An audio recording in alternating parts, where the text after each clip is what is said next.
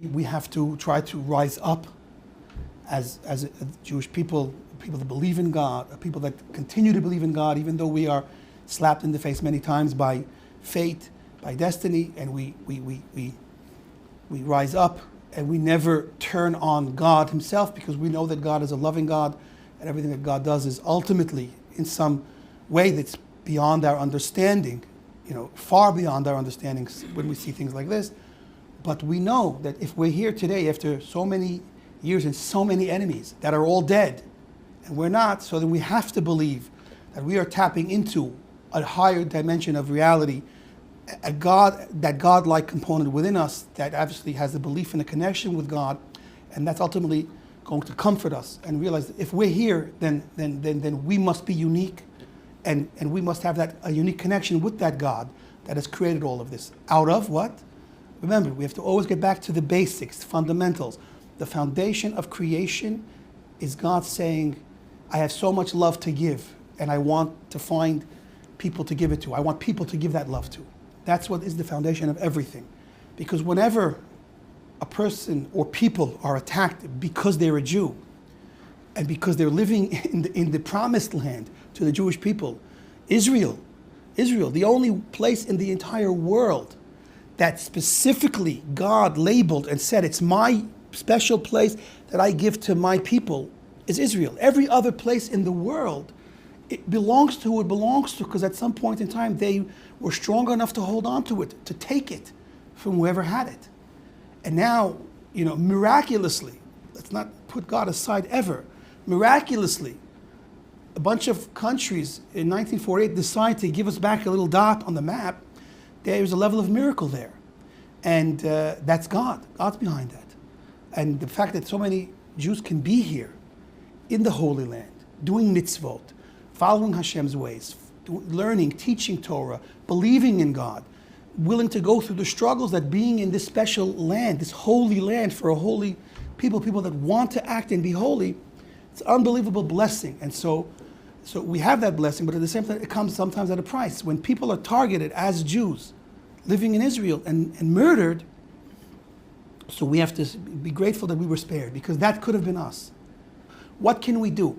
Simple person with a big mouth and a big beard here in Jerusalem, what can I do in light of what happened?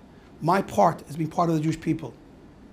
And we all around the world share in this same idea. And so I think the next thing is we have to have belief and strengthen our belief and trust in God in spite of what happened. We have to strengthen ourselves in prayer, because prayer is a real thing. It's something that's unfortunately dismissed because it's not so tangible in our conscious world. Talking in prayer seems to be words that go nowhere. But prayer, the words of our prayer, the words that come out of our mouth, go somewhere. Prayer is equal to doing something.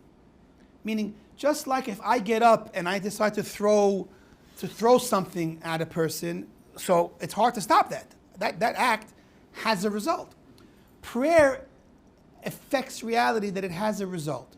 We have to understand that. We have to believe it. And the more we believe, the more power we give to our prayers. What is the foundation and essence of prayer?